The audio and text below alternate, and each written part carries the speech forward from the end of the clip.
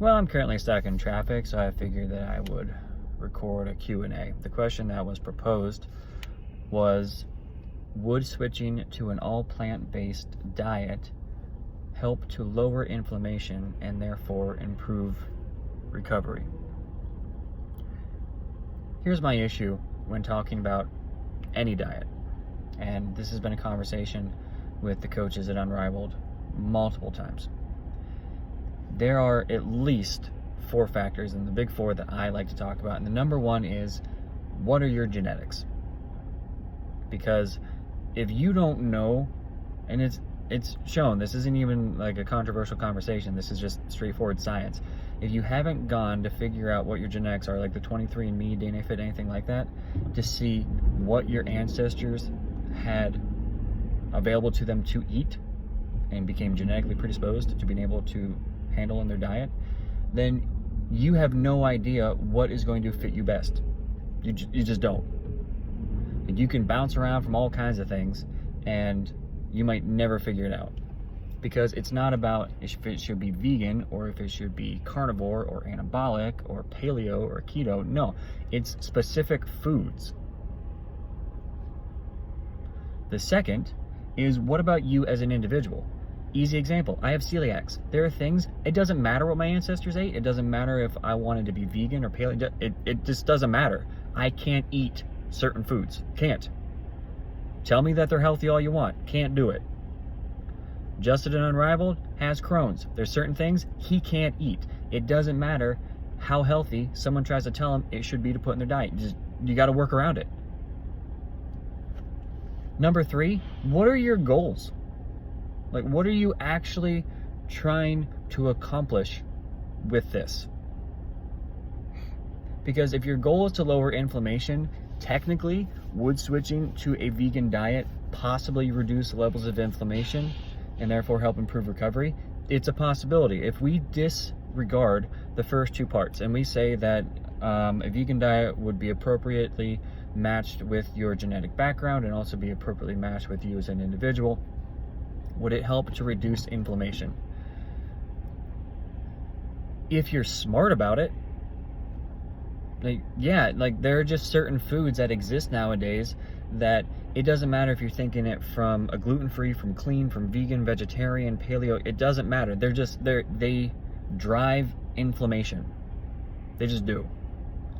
And anything that's going to increase inflammation makes it difficult to recover. The body now has to expend energy to help recover from something or help heal something, in addition to everything else you're doing, and you only have so much energy. And if you're going to deplete that tank of energy in order to deal with the inflammation that food causes, then yeah, you're going to recover less from that. But being able to quantify how much inflammation you're producing based on the foods you're eating, like, you have to do blood work in order to figure that out.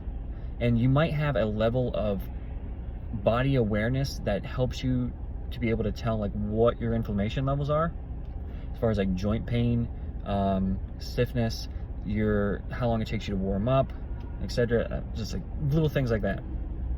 But if you actually wanted to know what the inflammatory markers are, you have to go get blood work done in order to figure that out. And I'm going to add this on, it's not even part of my big 4. Do you have any idea how long you have to stick with a diet to begin to see the long-term changes that can take place? Like, people do these elimination diets and they're like, well, I'm going to cut out food for a week. That doesn't fucking matter. Like, your body and the bacteria in your gut takes such a long time to begin the process of adaptation to switching foods, especially if you've eaten a certain way for a long time. I tell people all the time that when I switched to a gluten-free diet because I found out that I had celiacs like 5 years ago, the first 9 months was hell. And I'm not talking about trying to find foods. I'm talking like my digestive system actually felt worse than what it was because the bacteria had grown a certain strand to adapt to the food that I was eating, and I just took so much of that out. And did I have better energy levels? Yeah. Did my body feel better? Yeah. But my digestion was destroyed. And it took a while for that bacteria to clear, regrow, and populate to the new diet that I was on. You can't be like, well, I did it for like 30 days and I don't feel any different. Okay, Do it for another 30, and then another 30, and then another. Like, the only way to be able to tell is if you go, once again, go get your genetic testing done, go get your individual testing done, like go get blood work, and then you'll be able to say how long you should be on something, aka permanently. Like, I will permanently, for the rest of my life, this is how I'm going to eat. I have a very small selection of foods that I can eat, because it comes to number 4, which is, like, what are you trying to accomplish with it? Like, or outside of your goals. Like, if your goal is to lower inflammation, all right, that's number 3. But number 4 is, are you an athlete? Like, what's your population? Are you geriatric? Are you a kid? Are you a working man or woman? Like, what's your population? Like, who are you? Because if you're an athlete, can you do a vegan diet and be able to hit all of your macronutrient intake in a way that matches both your genetic and your individual needs? Yes. Do you have any idea how hard that is? Like, unless you're doing this for a moral reason, it is incredibly difficult to make sure that you are hitting the balanced numbers required as an athlete to help you meet your goals that fall under the other 2. And a lot of people do a vegan diet and they feel great for like 3 months. And part of the reason that they feel great on it is because they're actually finally paying attention to what it is they're putting in their mouth. They're paying that much more attention to the selection of food. And guess what? The quality goes up. Not because it's vegan, because they're actually looking at what they're buying. It blows my mind.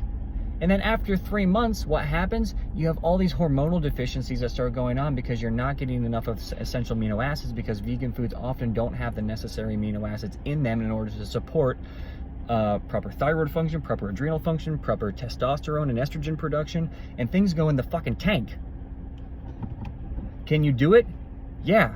And as somebody is going to watch this and be like, well, there's that one person who is really successful and they're a bodybuilding vegan, or they're a volleyball player and they're a vegan, or they're a power, like, great. They're an exception to the rule, probably because they figured out how to match up what they're eating to them as on a genetic level, as an individual level, and they probably have way more resources than the average individual to make this work. Can you do it? Technically, yes. Is it reasonable? No. And normally I don't like to go so black and white on something when it comes to diet, because I know that there are so many, not exceptions to the rule, but instances where you just have to be lenient in order to help somebody out, because it is very, very rare to find a person who is willing to go 100% in on the individual and genetic level. It's very rare. And so you make allowances and you say, all right, we know some of the factors that you're going to have to take into account, but if you're not going to do this 100%, you're not going to do it 100%, and you're going to get a way better result than if we had disregarded that. You're just not going to get 100% of what you could have, but you still got to follow those next 2. What's your goal? Because if another one of your goals is not only to lower inflammation, but to improve athletic performance, you're going to recover from an athletic performance which is subpar. And you got to ask yourself, like, which one's more important?